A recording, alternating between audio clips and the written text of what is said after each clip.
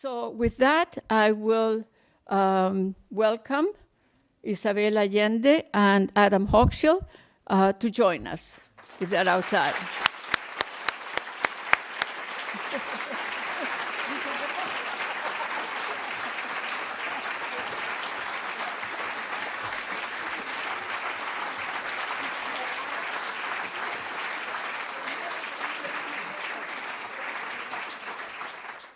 Well, Isabel, welcome to Berkeley. It's a pleasure to have you here. It's a delight to be able to talk about your new book. Which I plagiarized from yours. Well, they're whole pieces that I took from Spain in the Heart. Well, you are welcome to plagiarize from me anytime. You better be careful. Blanket permission. Yeah. The only thing I want in return is just a small share of those 74 million people who bought copies of your books. Yeah, I'd be happy with 10% of them. Let me tell you, where are the $74 million that I should have?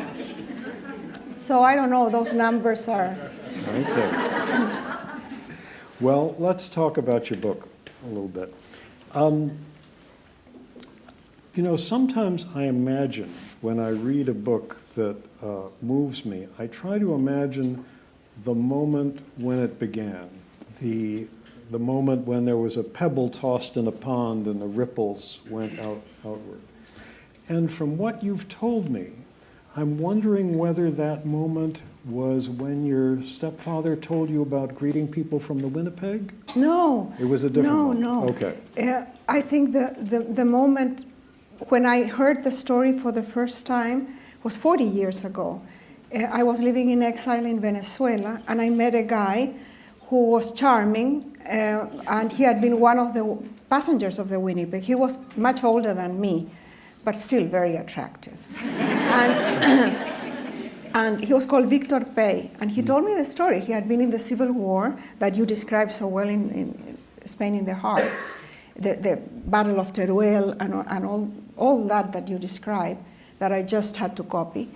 And then he came to Chile in the Winnipeg. He had 30 years in Chile as almost a Chilean citizen. Then we had the military coup, and he was arrested, and he experienced again the same thing he had experienced before, the concentration camp and then exile. And he ended up in Venezuela with me, where I was. So he told me the story, and I kept it inside, but I think that the moment that I thought I have to write it is when the issue of immigration and refugees became so relevant, so in the air, that it was almost impossible to ignore it. So in my last 3 books, I have dealt with refugees, but in this case, it was a story of refugees. It's different to just mention them passing by, but this was really a story of a person who is displaced and is looking for a home. So I think the circumstances forced me to write it now and not before. Maybe for people who are not familiar with the story, just back up and give us a picture of this shipload of refugees from Spain, how they happened to, what they were fleeing, and how they happened to come to Chile. Well, in 1936 in Spain, there was a socialist or a leftist coalition of parties elected, and immediately the right wing and the church decided to topple the government, and the army rebelled with the idea that in 24 hours they would have the country, they would have controlled the country. But the workers, the students, independent people, leftists, people who had voted for that government, took arms against the army, and there was the most cruel and horrible civil war that lasted 3 years. Many Americans, as Adam has told, and from other countries, went into what was called the International Brigades, young men and women who went illegally into Spain. They crossed the Pyrenees and they got in Spain to fight for the República. And then in January of 1939, the coldest winter ever, Franco surrounded Barcelona, the fascist troops of Franco. And the people were so scared because repression in every place they had taken had been so awful that 500,000 people walked to the border with France, with their grandchildren and their pets and their babies, and covered with blankets or whatever. Their pictures are incredibly horrible, what they went through. They arrived to the border, and can you imagine for the French to receive 500,000 refugees in 24 hours? We complain about what we have in the border. And so they didn't know what to do with them, and they placed them in concentration camps that they improvised in the beaches around that area in France. So the beaches were closed with barbed wire, surveyed by Senegalese troops on horseback with whips and rifles. And they placed people there with no latrines, no running water, no food, no shelter, nothing. The children started to die. The old people died. And it was such a horrible situation that the poet Pablo Neruda, who loved Spain and had written a poem that you plagiarized the title, Spain in the Heart. Yeah. You see, we copy from each other. Yeah. And so he convinced the government of Chile to bring some migrants to Chile, Spanish immigrants. There was opposition in Chile from the right and the church because they didn't want these leftists, atheists. They accused them of raping nuns, they are coming to take away jobs. I mean, the rhetoric is so similar to what we hear today that when I read the newspapers of the time in Chile, it's incredible that we keep repeating the same wording even. So he was sent to Paris with no money, but with the authorization to bring the refugees. And he was told, and there's a document that says, bring skilled workers that can teach Chileans their craft. Don't bring me people with ideas. Yeah.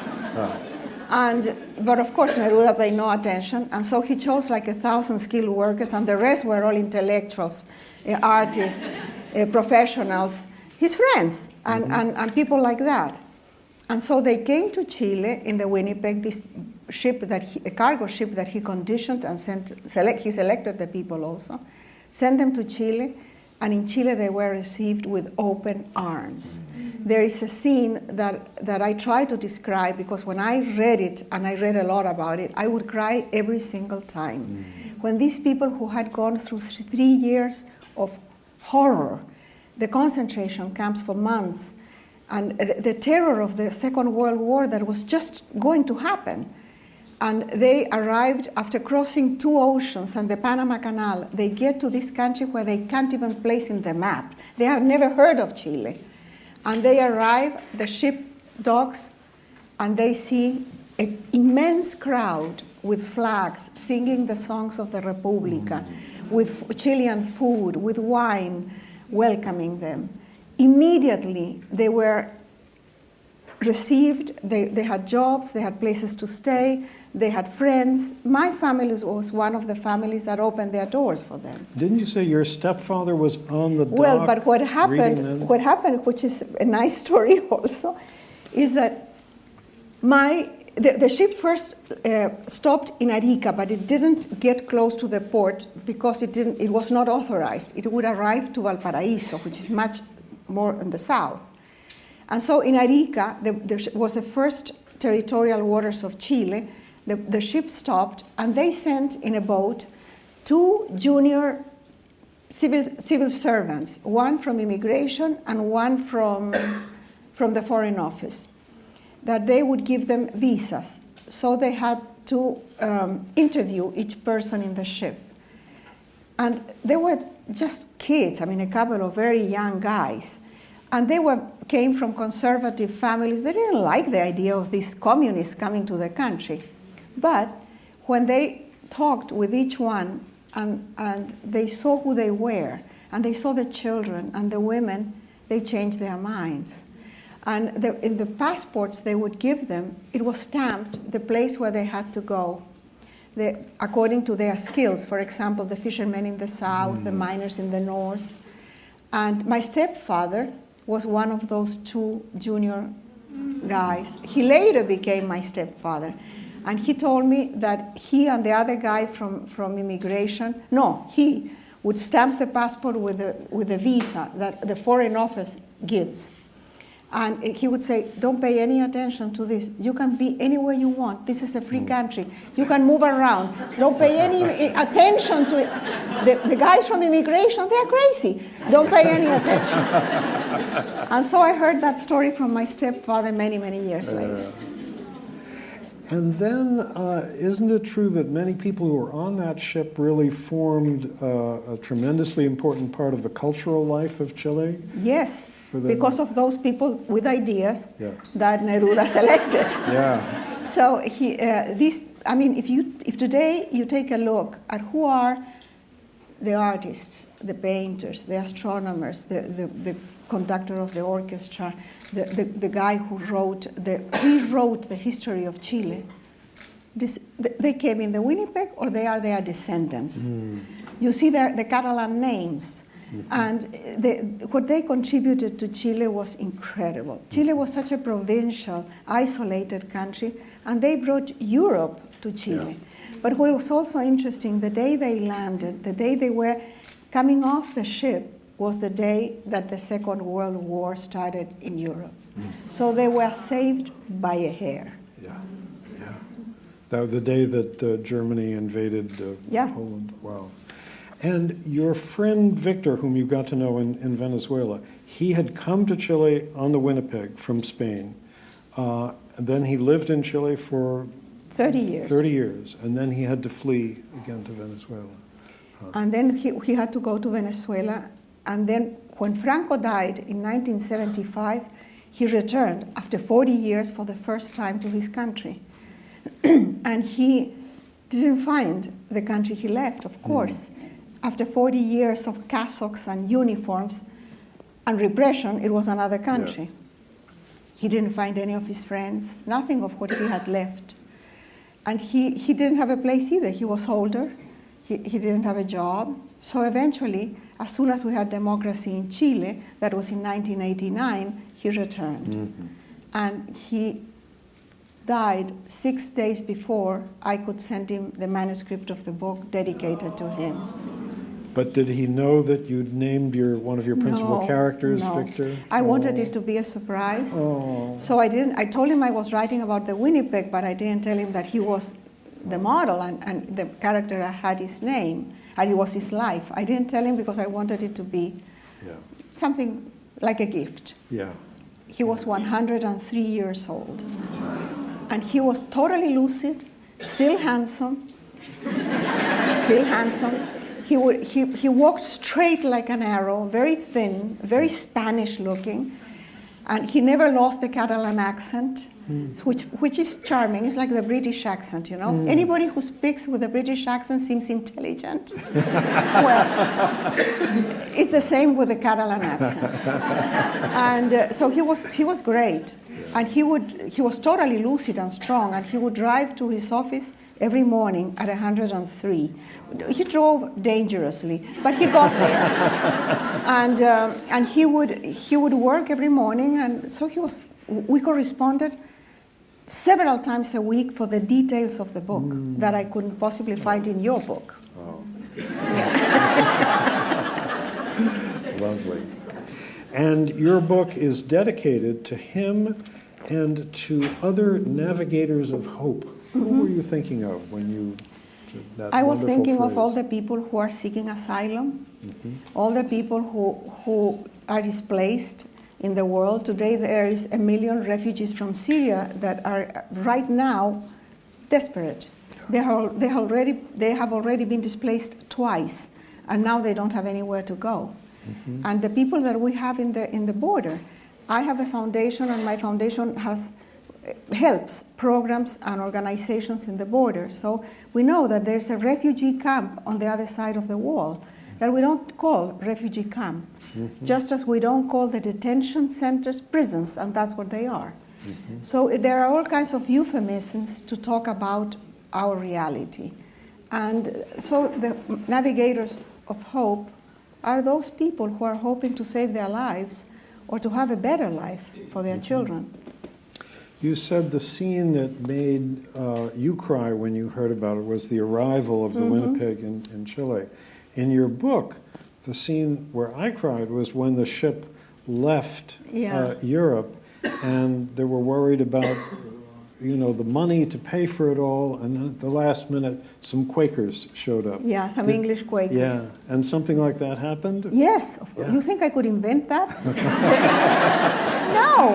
And I, when I write a book like this, of course it's fiction, and my characters are fiction characters, but I try to make do the research as thoroughly as possible, because if I have a foundation that is true, my reader will think that everything is true.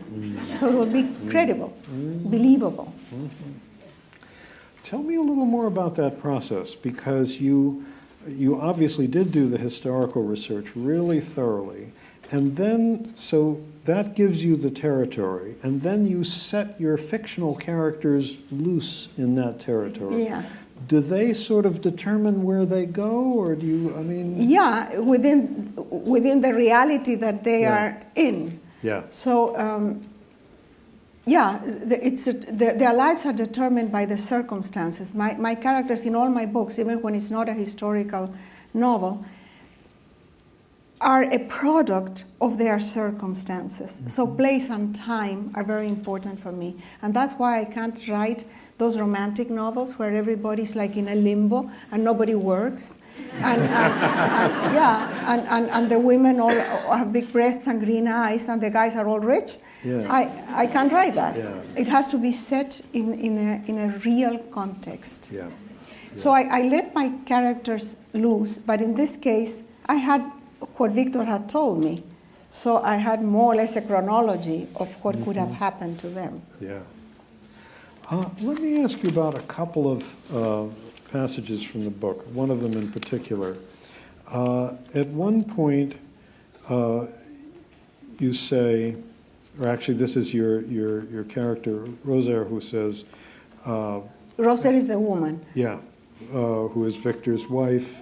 Actually, well, let's come back to them, but I just want to ask We'll come about back to the love part. Yeah, right. Okay. But she says, relax, Victor. Going around in a sulk will get you nowhere. Pain is unavoidable, but suffering is optional. Yeah, I found that in my life, that we all have to go through pain, physical and otherwise. But if we get attached to the pain, we suffer much more. So just, in my opinion, I think I learned this when my daughter died. It was a horrible year of my daughter in a coma. This is what you wrote about in your book, Paula. Yeah. And that was pain and suffering. The suffering of hope, the suffering of blame, of guilt.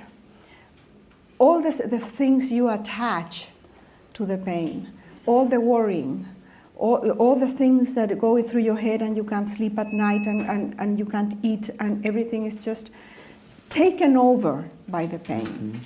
And after I wrote the book Paula, which took a year of writing, I think I went through all the suffering, and the pain remained to this day, and it's a wonderful pain. It's a healing pain in a way that I don't want to get rid of it. The fact that I can still feel. For example, I see a young woman in blue jeans with a white linen shirt and a ponytail. I see her from the back, and it's Paula. And then I feel this thing here that is like stabbing, and it's a good pain, because she's there for a fraction of a second.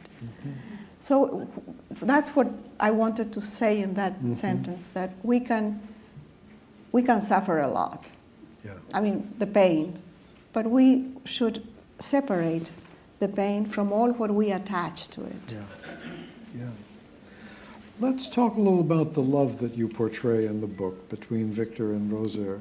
A very beautiful and unexpected story for me. The people, marriage of convenience, because she was pregnant with the child of his brother who had been killed in the Spanish Civil War. They could only get on the ship if they were married, so they marry. And then 50, 60 years later, they fall in love. You had to ruin the book. You gave away the most important part. That's great. Forget I said that. Yeah. Well, he already screwed it up. Yeah. So, yeah, that's the idea that to get on the ship they have to be a family. So they get married. Roser, who has this child that is not Victor's child, but Victor loves the child as a father. He's the uncle, really. And so they spend a life of a very intense friendship where many things happen. Things, very emotional and intense things happen to them. He falls in love with another woman. She has a long love affair. So things do happen. And then at the end, when they are old and they are confronted, when he's arrested and they are confronted with the loss, with the possibility of death, then they realize that they have adored each other all these years. They're the best friends, and they fall madly in love. So I've been doing the tour, the book tour in the United States, in the UK, in Europe, and I get the same question everywhere. But do you think that it's possible to fall in love at that age? Look, we are the same age, and I'm sure you can fall in love if you are not already in love with Arlie. And I know that I can. I mean, the ideal would be Antonio Banderas, but if that doesn't happen, the possibility is in me, you know? Yeah. And I really think that you can fall in love at any age, but when you are older, as they are, and that is what they feel, and what I feel, is that you don't have time to waste. So there is a sense of urgency that you can't, there's no time for jealousy, for pettiness, for little games, for impatience, for intolerance, for all the things. Well, if I had known this before, I wouldn't have 2 divorces in my back. Yeah. So try to apply it now. No, wait until you are old for that. Yeah. Well, I have another couple of hours of questions, but I know that there are some questions from the audience on cards that people submitted. Okay. So maybe I should Read only the interesting ones. I am going to try, Isabel. There must be an aspiring writer here in the audience. The question is, do you ever have writer's block? Yes, right now. Yeah. I have had it after Paula died, and I wrote Paula. I couldn't write for like 3 years.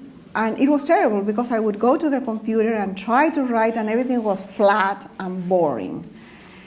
And then I remembered that I'm a journalist by training, and if I'm given a subject, I can write about almost anything, if I'm given time to research. So I gave myself a subject to write about something that would be as removed from pain and suffering and death and illness as possible. So I decided to write about lust and gluttony, the only deadly sins that are worth the trouble. And the bridge between them, and the bridge is aphrodisiacs. Yeah, because the aphrodisiacs is all about food and about sex. Yeah. And the idea of aphrodisiacs started in polygamous cultures. For example, Persia, India, China, where let's say the emperor of China had to perform with a harem of 1,000. 50 wives, yeah. No, 50, 1,000. Yeah. and how many children the emperor had was reflected in the well-being of the country, so it was really important. He must have had help, I'm sure, but still, the idea was that with certain foods, herbs, and other fetish, the emperor could perform better. So that's where the aphrodisiac started. Researching for that book was very interesting because I had to do the research in pawn shops and in cookbooks. There's 1,000 cookbooks. In this country, people are obsessed with cookbooks and nobody cooks. Have you noticed? Yeah, I mean, they sell like hotcakes, and I've never seen anybody read them or cook, for that matter. And then in pawn shops, there wasn't much because I remember that my mom came to visit. My mom was 80, and she doesn't speak much English. So I couldn't leave her behind in San Rafael while I was researching in Great Vibes or whatever the name is in San Francisco. So I had to bring her with me. And we would go there, and my mother had never been in a place like that. And so she would put on her glasses and look very closely on the windows where they had these rubber things. And my mother was, "What's that?" And I would try to explain, and my mother would try to read the instructions. And then I would have to translate the instructions. And people started gathering around us and taking pictures. So to give you an idea, there was this chaise longue and with vibrators. So you sit there and you press a few buttons and it vibrates in strategic places. So while I was buying books, my mother was lying on the chaise longue with all the vibrators on. So that was that. And so now that I am in a sort of writer's block because my mom died. So this wonderful woman died. And I'm stuck there. I want to write something, but I just can't write fiction, and the only thing I can do is lie. So fiction works for me much better than any other thing. So now I'm writing nonfiction. Maybe tell us a little about that. No, I won't tell you because it's still very raw. Right. Yeah, but I'm writing nonfiction, and that will pull me out of the... So I recommend that if you cannot write because you're in a writer block, your reservoirs are empty, fill them up. And try to write something different from what you were planning, because that's not working. Something else will work. Another question, how do you keep your optimism, happiness, and humor? Which we just saw. What's the alternative? I Try. There is no alternative. Would I be depressed? No. I come from what they call a melancholic background. My grandmother was melancholic and my mother was depressed. And she very late in her life started to take medication, and that really changed her life. So it was a sort of chemical imbalance that runs in my family, but not in me. I am the only one who doesn't have it. Isn't it great? So I have been on my knees many times, but I get up really fast. Can you talk about why displacement and migration runs through so many of your books? Because I am a displaced person, a very privileged one. But first I was born in Peru, and my father abandoned my mother, so we went to Chile when I was 3, and I was raised in the house of my grandfather. Then my mother married a diplomat, the guy who was the junior guy in the Winnipeg, and he was a diplomat, so we traveled all the time. All my youth, my childhood and adolescence, saying goodbye to places and people and schools. And then I finally established myself in Chile, had kids. I thought I would never leave. We had the military coup, and I went into exile. And then when we still had the dictatorship in Chile and I couldn't return, I came on a book tour in the United States, fell in love with a guy, and became an immigrant in the United States. Well, I moved to his house without an invitation, with the idea that I would take him out of my system in a week. We were married for 28 years. He married against his will, by the way. I needed a visa. So, I needed to bring my children. So I said, look, if you want to be with me, a visa. And he said, well, I've been married twice before. I'm not good at this. I'm not made for marriage. And I said, I totally understand. He said, I would have to think it over. And I said, yeah, I understand. You have until tomorrow at 12. At 11:45, he said, okay. So that was that. I have a question, I think, for both of you. What was the class, educational characteristics, and political affiliations of the exiles that went to Chile? And the same question about who joined the Abraham Lincoln Battalion. You start.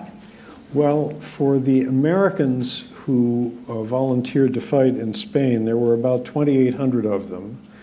And most, although by no means all, were members or sympathizers of the Communist Party. About a third were not. Class background, everything from working class to college graduates, people who've been to graduate school and so forth. And actually, one of the leading American volunteers in Spain, one of the highest ranking Americans there, Robert Merriman, had been a graduate student at Berkeley in the 1930s, lived a few blocks away from here, he and his wife Marion, on Virginia Street, just off Euclid. And a couple of weeks ago, after a wonderful fundraising effort by an undergraduate at Berkeley named Milton Zerman, a plaque was put on their house in his memory because he was killed fighting in Spain. And they never found the body. They never found the body. Or in which circumstances he was killed either, no? He was in the retreat from a huge fascist offensive in the spring of 1938 and was last seen alive on a hilltop in northeastern Spain. And when I was researching the book, my wife Arlie and I went to that hilltop, and then he was never seen after that. He was believed to have been captured and shot in a nearby village. And of the Spaniards who came to Chile, the question was about the Spanish who came to Chile were Republicanos, and the coalition of the Republicano Party, which has nothing to do with the Republican Party here, exactly the opposite, were anarchists, liberals, communists, socialists, many people who didn't have an affiliation, they just sympathized with the cause. And Spanish was a feudal country. And the República was the first attempt to bring it to the 20th century. And there were workers' movements, students' movements, women's movements. The women participated in the militias like men. And in opposition to that was the conservative, who wanted to keep the country feudal, and the Catholic Church. Well, at the time, there were two main forces in the world competing for supremacy: the communists from the Soviet Union and the fascists, Hitler, Mussolini, Franco. Am I wrong? Well, I think that's largely true. The democracies were pretty weak when it came to the Spanish Civil War. The United States, Britain, and France, the leading democracies, the elected government of the Spanish Republic appealed to them all, not for aid, but for the right to buy arms. And all three major democracies turned them down. Yeah, the only arms they could get were from Mexico and some from the Soviet Union. From the Soviet Union, yeah. Do you know how the refugees were selected? Because there were 2,100. How were they selected? And a question for you, Adam, how were the U.S. members recruited? Since there was no social media then, how were they recruited? Well, it's impossible to imagine how anything was done before Facebook and Twitter. But there were newspapers. People knew what was happening in Spain, and many Americans, not just on the left, but liberals, people who cared about democracy, were deeply concerned that here was a democratically elected government that was faced with a rebellion by right-wing army officers. The Communist Party did the active recruiting in this country for the most part, although not all the people who joined up were communists. And then because they were going to Spain furtively after the first couple of months, all governments tried to stop them, yeah. France closed the border with Spain. It was difficult to get there. They had to walk over the Pyrenees just the way the refugees that you spoke about at the end of the war had to walk over. And many died in the Pyrenees, by the way, yes. in the crossing. Hundreds. Mm-hmm. So, and do you know how they were selected? Well, the people thought that Pablo Neruda, who sympathized with the Communist Party, would select only communists. But there was a committee for the Spanish refugees. They were Spanish. And they made the selection with Neruda, and it was equally distributed among all the parties that had been part of the Republica. So it wasn't just communists as people thought they would be. On the other hand, when they arrived in Chile, they had to they had to promise that they would not get involved in politics. And most of them didn't, actually. In the case of my character, Victor Pey, he doesn't get involved in political parties, but he becomes a very good friend of Pablo Neruda and of Salvador Allende, with whom he played chess at night. And this is historic. So Victor, my friend, had been selected by Neruda, and with that Spanish pride, he always thought that he had a debt with Neruda. And when Neruda was persecuted, he was going to be arrested by the police because he had disrespected the Senate and the president, and he had to go into hiding. And he hid for 2 weeks in Victor Pey's apartment.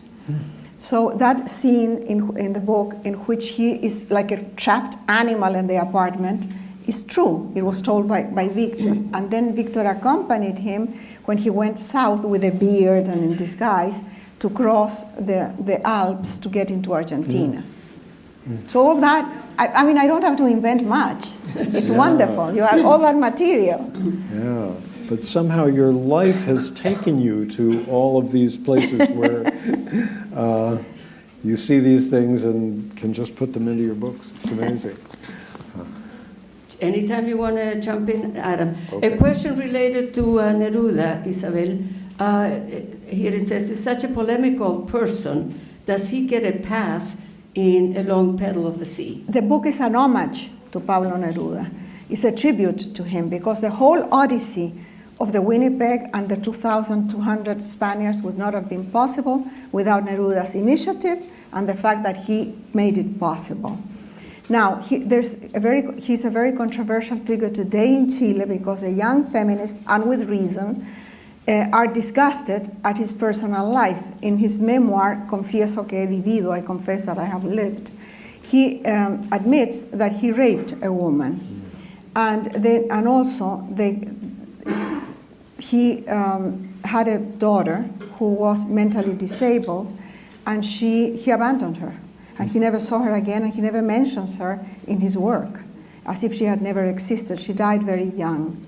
And so he's blamed for all this, and I totally agree that that's shameful. But you have to separate the creator and the work. Because if we are going to censor the work for everyone that we don't like their personal life, or we object to their personal life, then we have to eliminate scientists, musicians, artists, everybody. Who is saved? Nobody. Also, we cannot apply the rules of today to something that happened 80 years ago or 100 years ago, because it was another time.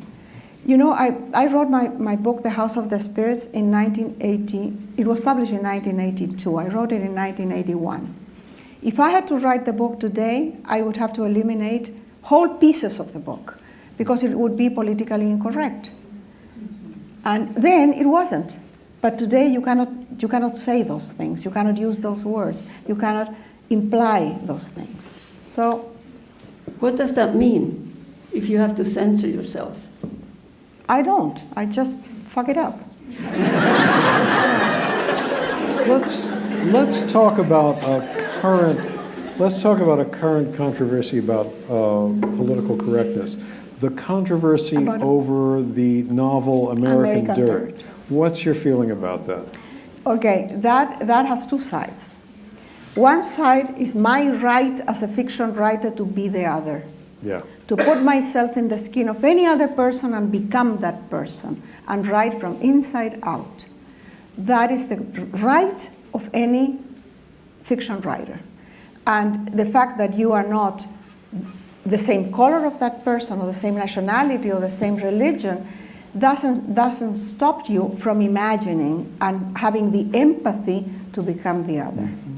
But in this case with American Dirt, a white woman who puts herself in the place of a Mexican immigrant And the book, I haven't read it, so I can't judge the quality of the book. But what people have objected, the Latino writers have objected, is that she got the publicity and the backing of a good publisher and a lot of money in advance, and for a story that has already been written, or similar stories have been written by several Latin American or Chicano authors or Mexican authors, and they don't get that help or that push that she got. So we have to separate both issues.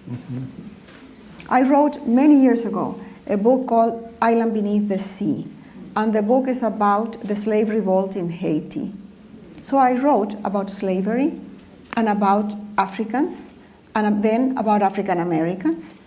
And when I was going to do the book tour, my publisher was worried. And this was years ago, because he said you might get some aggression because African Americans think that they own the story and no one else should use it. And I said, okay, we'll see.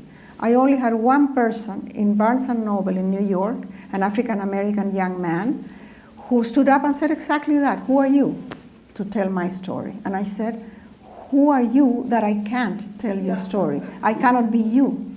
I can feel like you, and you can feel like me. You can write my story anytime. We're both human. What separates us is just cultural. It's stupid, because deep inside we're all the same. On March 11th, in the Jewish Community Center in San Francisco, I will be introducing Colum McCann, who is an Irish writer, who has written about the Roma people. He has written about Russia. He has written about everything. And his latest book is the story of a Palestinian and Israeli fathers who have lost their daughters because the enemy killed them. And these two people get together in an organization called Combatants for Peace. And they go around telling people, stop the killing, stop the occupation, let's find peace, let's protect our children.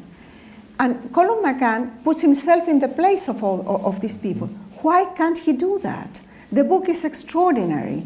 And we have the opportunity to learn about something, a conflict, and the sorrow of these people that probably we wouldn't learn otherwise. So I think that I wouldn't censor Colum for this. What do you think your book tells us about all the turbulence and hostility concerning refugees throughout the world today, but in particular here in the United States? I don't have a message. I'm not trying to preach or convince anybody. Whatever you think, you already have it inside you. People who tell me your book made me see things different is because they were open to it and they were already thinking it. I'm not going to touch anybody who has a prejudice against immigrants. They won't even read the book. I can only write about what I feel to be true and what is important for me. Some readers are with me in that, and many are not. So that's okay with me, but I'm not trying to convince anybody. Just tell a story. That's enough. What would you say are the signs of hope that you see in the world today? I think for an awful lot of us, the last few weeks have been kind of depressing, especially when we think ahead to what might happen in November. And I don't want to get into the weeds on the presidential election. All these people over here are very young. Yeah. But you and I are the same age. I look much better, but we are the same age. So we know. Yeah. And we both research and write history. We have to be optimistic. We were born in the middle of the Second World War, in times of the Holocaust and the atomic bombs, before the United Nations, before the Declaration of Human Rights, before feminism, before all that. And in our life, we've seen all these things happen. And we have seen the curve of history, and it goes up. We are not in the Middle Ages, and no past time was better. That's a fantasy. It was worse. And we go like this. And sometimes the backlash is so strong that we think that we will be stuck there forever. But we are not. Look at the long-term events. Things change all the time. We had 17 years of dictatorship in Chile. The dictatorship controlled absolutely everything. There were no political parties allowed, no right to gather more than 6 people, absolute censorship, no Congress, no independent judiciary, no habeas corpus, which means that they could arrest you with absolutely no cost and you would disappear and nobody had the right to ask where you were. So how do you get rid of that? We did. We did, and we got out of it. And today Chile has problems, but it's a democratic country. So don't be pessimistic. Things get better. Just get out there and vote. Good.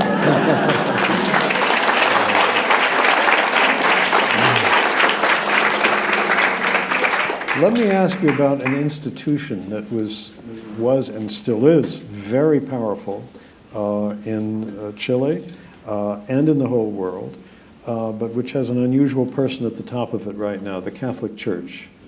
Yeah, it has an unusual pope. Still, the pope is quite conservative, in my opinion. Yeah. But he's much better than others. In any case, all organized religions are patriarchal. They are institutions created by men for men to hold power against everybody else. So, and the women, they don't even exist.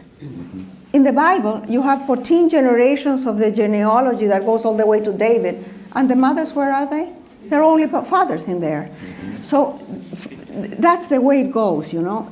Why would I have any sympathy? I have sympathy for individuals in the church who risk their lives often to help. People who, in the Civil War, or in Chile during the coup, they really risk their lives. So those people I respect a lot. In this book, and I've been accused of being biased, there is a character who is a priest, a very powerful priest, that I took a model from the Catholic Church in Chile. The priest in Chile is called Caradima. And he is, if there's any Chilean here, they know what I'm talking about. And this powerful priest, who is an upper-class aristocratic priest, controlled families and was, molested children, and no one dared confront him until a couple of those molested kids became adults and they confronted him. That was the beginning of a chain reaction, and we have more than 300 cases in courts today in Chile of pedophile priests. The Pope visited Chile and didn't want to hear about it. Yeah. And then he had to apologize. So in the book, I have a priest that does something with children, and I'm not going to tell you what. He was a member of my family. I know exactly who he was. He's old now, but he's a second cousin of my mother. So when this happened, my mother tried to deny it, you know, partly because she was Catholic and partly because it was her cousin. But you can't deny those things. Nowadays, everything is known, and that's a good thing. You mentioned the coup in Chile in September 11, 1973, and the Pinochet period. There's a question here, what do you make of the upheaval in Chile today? I think it's very interesting because it was triggered by a minimal race in the subway. And that created a massive, spontaneous protest in Chile. A couple of days later, there were 1 million people protesting in the streets with no leaders, no ideology, no speeches, no tribunes, nothing. Just people in the streets walking, protesting inequality, protesting a state of affairs that had been there for 30 or 40 years. A constitution that was imposed, not a democratic constitution, by the dictatorship, and then was reformed by democratic governments that we had after the dictatorship. But it was never changed completely. And the model The economic model of the Constitution benefits the corporations, the banks, and the rich. And so what has happened in all these years, aside from the corruption, is that the wealth is in a few hands. And 40% of the population cannot pay for basic services because everything is privatized. The water you drink belongs to somebody. The electricity for your kitchen belongs to somebody. And so people are protesting the pensions, the low salaries, the fact that they have to live on credit, and they pay huge interest on the credit cards. So that's how it started. And then it started to, it was like something had been festering, and it's coming out in different forms, and there's a lot of rioting and looting and violence, and they are burning churches and burning buses, and there's violence, which the government wants to highlight, so that it's a good excuse for repression. And the police has been brutal. Several people have lost their eyes because they shoot rubber bullets in the face. And they are students, they are young people. So it's very, very interesting, I say, because something will happen. That could be anything. I don't think there will be a military coup to restore order. I don't think the military want to get involved. But something good could happen. It could be that we force the government, I say we because I think that this needs to be done, to approve a new constitution, a democratic constitution, and start cleaning up the house, because it's impossible the way it is. There's no confidence. The president has less than 7% approval on a good day. No, really. The Congress, like less than 5%. Nobody believes in the institutions. The judiciary system is a joke. And now the Catholic Church has collapsed. So whom do you look up for leadership? Mm-hmm. Do you fear, though, that something bad could come out of that chaos? Because but it won't last. It won't last. Okay. It will, of course, but I'm telling you, be optimistic. Okay. Yeah. Think of your age, of what you've seen. Good. I think we need that at this moment in time. Yeah. Yeah. The problem with optimism in our case is that we might not live long enough to see the change. But they will, and their children will. Here is a question about numbers. 2,100 refugees arrived in Chile with the Winnipeg. Were there more Spanish Civil War exiles that arrived later? Yes. More arrived later, and many went to Mexico, Argentina, and many other places. Okay. And Adam, how many is a number? How many were there in the Lincoln Battalion, and how many in the international brigades, and from what countries? About 2,800 American volunteers, somewhere around 35,000 volunteers from countries other than Spain altogether. I believe it's from 54 different countries. These were volunteers who came from all over the world, because this seemed to be the moment when it was possible to confront fascism militarily, which was the real danger that so many people feared. Yeah, they feared that would happen internationally in Europe. But you have a beautiful scene in your book in which the the international brigades leave the country. And there is in Barcelona. Yeah. And then there is this incredible scene that you have there when the people of Spain thank them, and the speech of the Pasionaria, who thanks them, and says that more than 5,000 of them will never leave, and because they are dead. Like 60 years later, some of this way she promised them in that speech that you can come back and be citizens of Spain. That happened, but not for another 60 years. And some of these But there were very still old some men, alive to go back. There were still some alive who went back and got their Spanish citizenship. And some who couldn't manage the trip were given it at Spanish consulates in the United States. Oh, lovely. Yeah. coming back to your book, Isabel, I can't recall another piece of fiction in this century or the century before us that encompasses political upheavals in two different countries, in two parts of the world, and in two different points in time. I love the scope of that. I love the ambition of that. And I'm wondering, are there other fiction writers today that you admire that you feel engage with the political world in this way? It depends on the book, Adam, because it depends on the theme and the book. For example, with this book, I was totally engaged with your book and with you as a writer, because I saw how you research, how you are not writing fiction, but you're writing about deep emotions and events and places that touch you in the bones. So it doesn't have to be a fiction writer for me to connect with. Sometimes it's like in your case, someone that opens a door for me on something that I know that is there, but I can't see it clearly. Who are the writers that you most admire working today? I really admire myself. Yeah.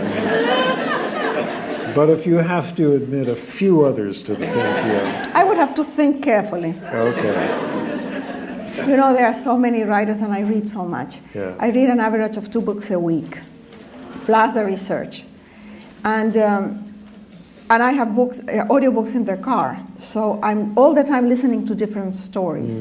And there are so many new voices, people that I didn't know existed, young people, women, people from other countries that write extraordinary fiction. In the United States, we have a prejudice against everything that comes from abroad. Movies. There are, for example, extraordinary writers publishing great books in Europe, and we don't even get them here. Movies that are... There is a movie industry in the world that we don't get. We only get Parasite. And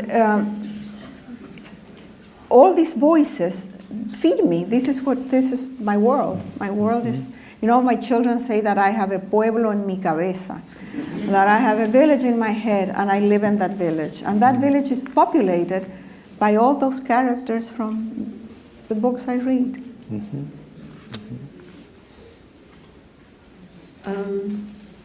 Do you think that is the same idea? Is the same idealism and international solidarity possible today, or was there some referring to the Spanish international War, brigades, or was there something particular of that time? Well, both for Chile and the brigades.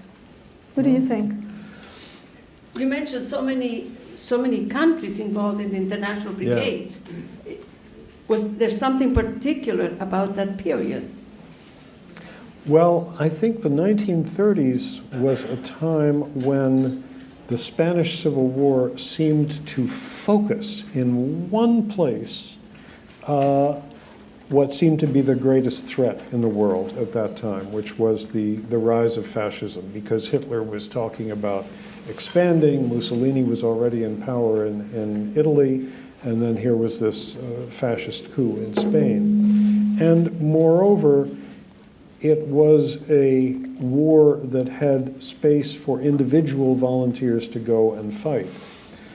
Today, I think it's much harder because we live in a world where there are a lot of thugs running countries all around the world, but there isn't sort of one focal point where it seems, okay, the struggle is here and now, and this is the place where everybody has to go, and there is a job we can do as soldiers, as medical volunteers, as helpers of some sort.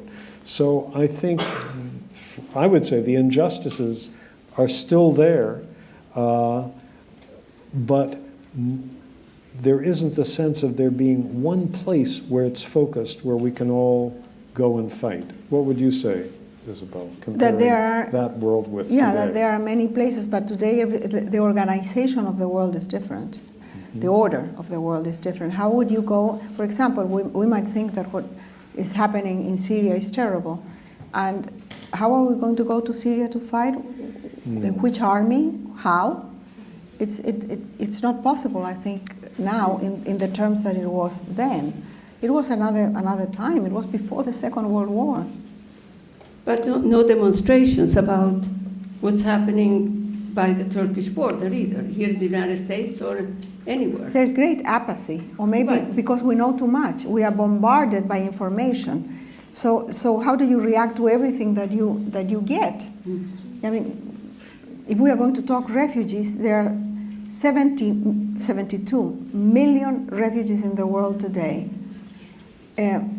Most of them will never be able to go back to their places of origin. How do you help? What do you do? Yet every once in a while, something happens that makes you think that spirit of potential mobilization is still there. Well, we had it in this country and we missed it. When the children were put in cages and separated from the parents. And nobody went out in the streets to protest. And we had it when people rushed to the airports, when Trump did his first Muslim ban. I fear now that they're smart enough not to do dramatic things like that are going to mobilize people. But how then do we get mobilized? Well, I don't know. Let's think that the future is not a dystopia. Yeah. Maybe a last question. What is your routine while writing a story, and where does the inspiration come from? The inspiration comes from many places depending on the story. In this case, you know where it came from. I think that I can only write about something that is very prevalent for me, an obsession, a demon, a brutal experience that I need to exorcise. People are so kind. My readers write to me often. I mean, I would say I get a letter a week from someone that gives me their life. They say, this has happened to me, and I'm not a writer. Can you write it for me? Some people say we can go 50-50 with the but most people don't. Most people say you can have it. And everybody thinks their life is extraordinary, so I get a lot of these. But I can only write, even if the story is extraordinary, I have to be connected somehow to the story. If I cannot be connected, why would I write about the slave revolt in Haiti? I couldn't possibly be connected to that, because in Chile we had no plantations. We didn't import African slaves. We enslaved the Indians, and it didn't work very well. Culturally, I didn't have anything in common with that time or with that event. But you had an emotional connection. But I don't know why I was obsessed with this. And it started because I was going to write a book about Zorro. And I went to New Orleans because the Pirates of the Caribbean, who kidnapped Zorro in my book, had an enclave in Grand Île in front of New Orleans. So I went to research, and then I asked, why does this place have this French flavor? Because it was a French colony for a very short time. It was mostly a Spanish colony until the Americans came. And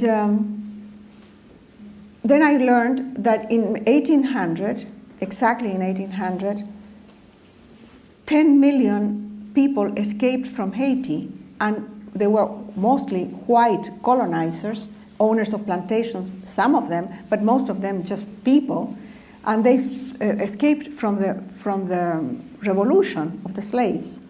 So then I went back to see what that was, and then I got totally hooked with what had happened, because it's an extraordinary thing. And I kept asking myself, it took me 4 years to research, because it was a very complicated time in the world. It was the French Revolution. Everything was changing in the world. It was also the beginning of the United States of America. So everything was changing, and much of the research was in French, and my French is really weak. So I had to research also in that sense in a different language. That was not easy. But what was most difficult in the research was slavery. What people can do to other people when they have power and impunity. And the worst example is the master and the slave, who has the right not only of life and death over the slave, but of right over their children, over their descendants, to innumerable generations after. So I finished the book after a long time of writing, with a feeling that I didn't know why I had written it. And then I realized that my obsession since I was very young has been justice and power with impunity. Not because of the military coup, I already had it before. That feeling of the patriarchy, the male, the authority, the police, my grandfather, everybody that has power and is not accountable. That pissed me off since I was a child. And it still does. Yeah. And I exorcised it as much as I could by researching this horrible thing that slavery was. Well, you have exercised it for the benefit of all of us. And Thank you. We thank you. Thank you, Adam. You're wonderful. Thank you so much. Thank you, thank you, thank you. You're great. Thank you very much. Thanks. Besito lindo, ¿ah? Muy bien. ¿Salimos por ahí? Vamos a salir por ahí. Ya. Thank you. Thank you, thank you. Gracias. Okay. Before everyone leaves.